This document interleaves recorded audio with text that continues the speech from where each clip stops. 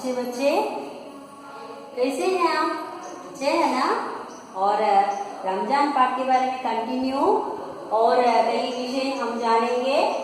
और last class में हम क्या पढ़े थे और रमजान क्या है, रमजान माने क्या है? एक उपवास है और रोजा भी बोलते हैं। और रमजान के सेकंड पार्ट में हम रमजान क्यों मनाते हैं और इसे कैसे कितने और कौन से गुण पैदा होते हैं और इसके बारे में और थोड़ा जानेंगे। रमजान के रोजे पूरे होते ही अगले दिन ईद उल फितर मानते हैं। रमजान के रोजा माने क्या है? उपवास। और रमजान का उपवास पूरे होते ही अगले दिन मीन्स नेक्स्ट डे में और क्या मनाते हैं? ईद उल फितर। ईद उल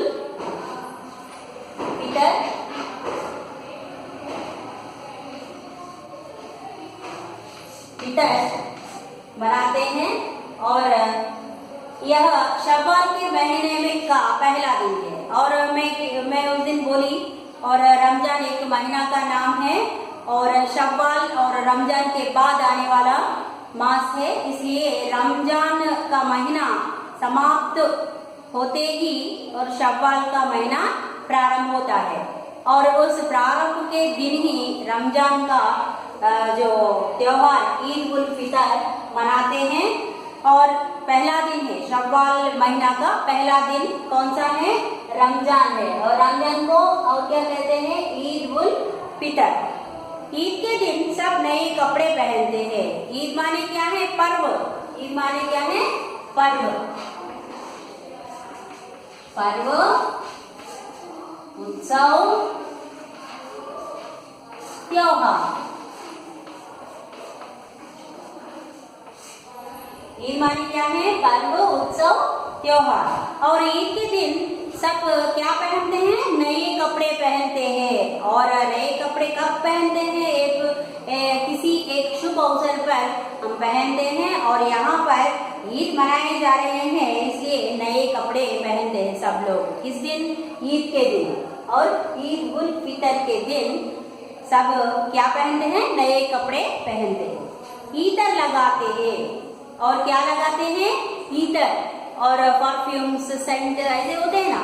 और सब लोग उस दिन बहुत खुशी से रहते हैं, नए कपड़े पहनते हैं और ईतर ऐसा परफ्यूम लगाते हैं खुद।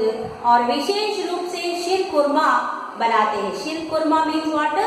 सेवैया। Sheer khurma means what?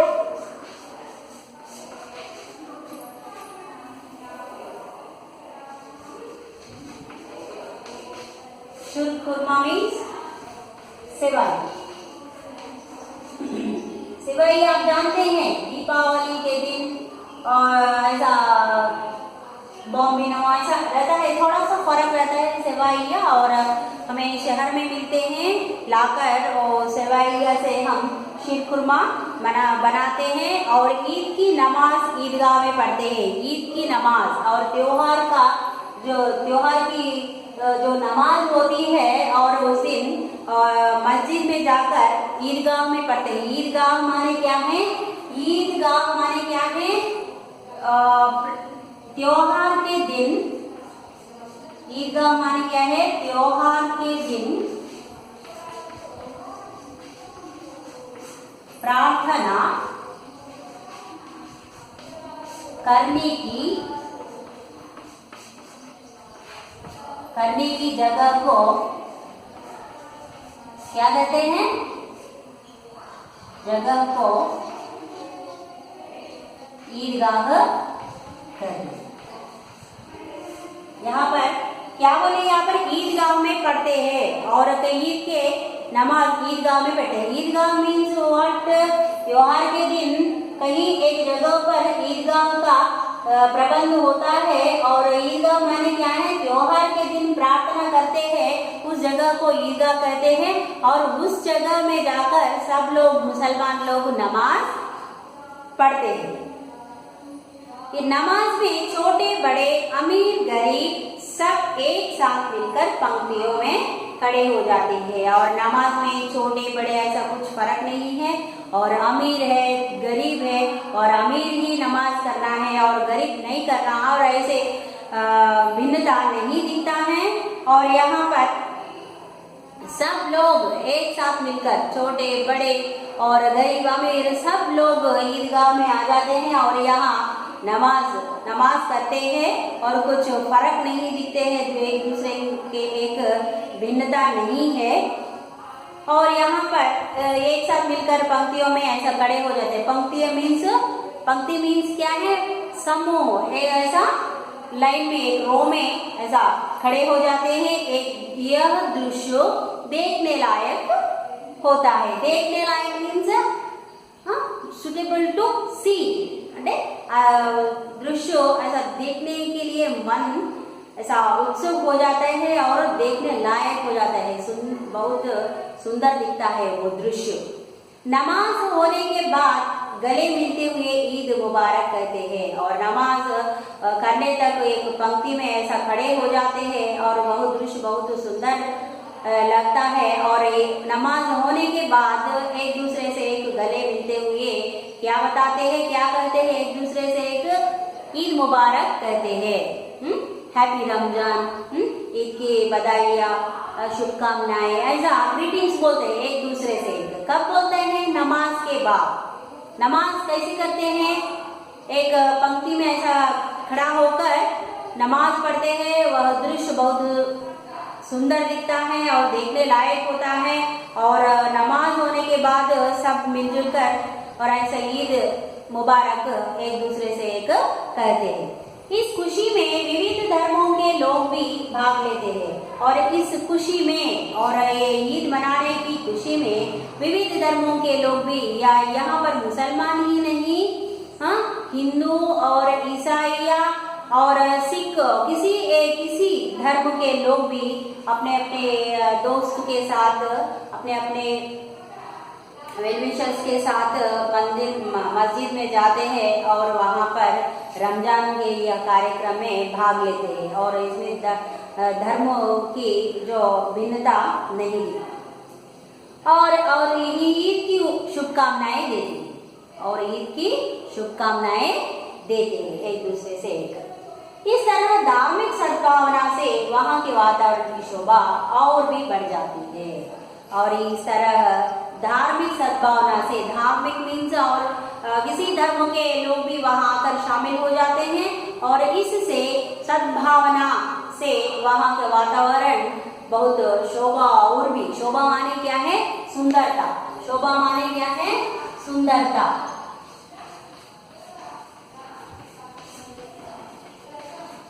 और सुंदरता बढ़ती है, सुंदरता बढ़ती है। और ऐसे इस तरह धार्मिक सद्भावना से वहाँ के वातावरण की शोभा और भी बढ़ जाती है। रमजान पर्व का सामाजिक दृष्टि से भी महत्व है, सामाजिक दृष्टि से।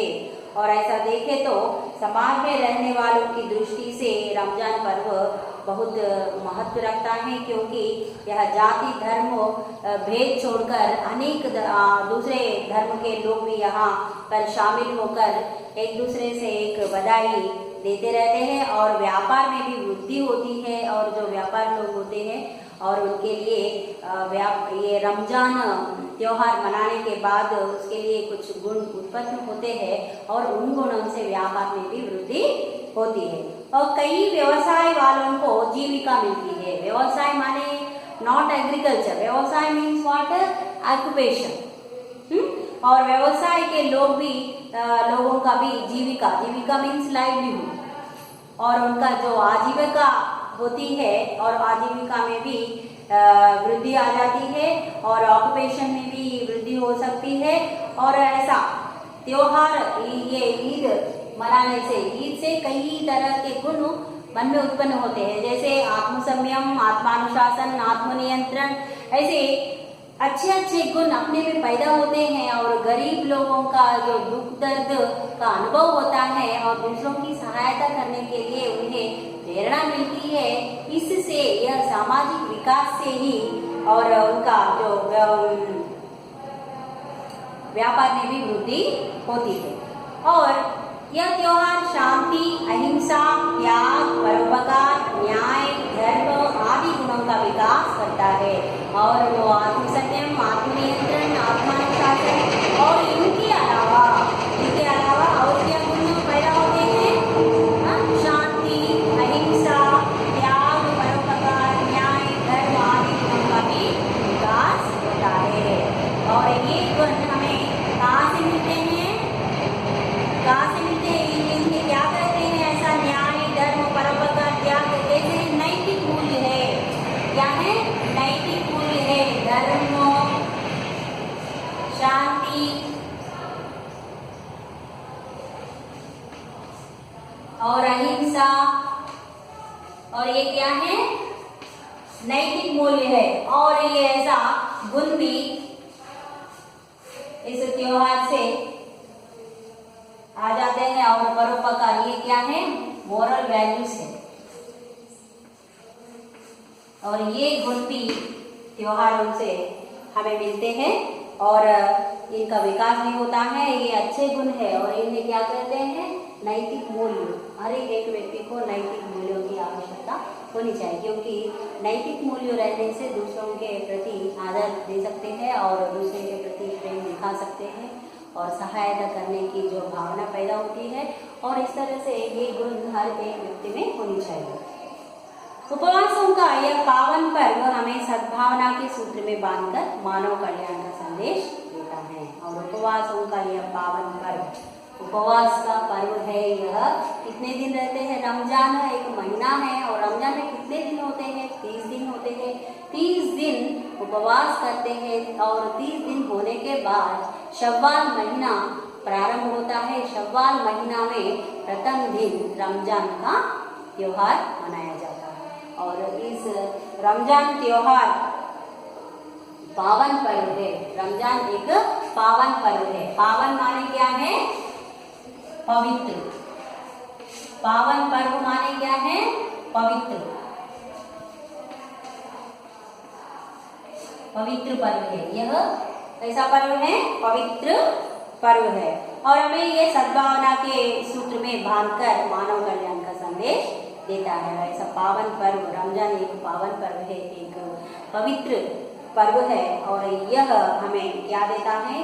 सद्भावना के एक सूत्र में बांधकर, सद्भावना और सबके लिए एक ही भावना को रखने के लिए हमें एक सूत्र देते हैं। और वो उस सूत्र में अपने को बांधकर और मानव का कल्याण, मानव लोक कल्याण, मानव का कल्याण मीन्स लोक कल्याण का जो संदेश देता है। लोक कल्याण माने क्या है?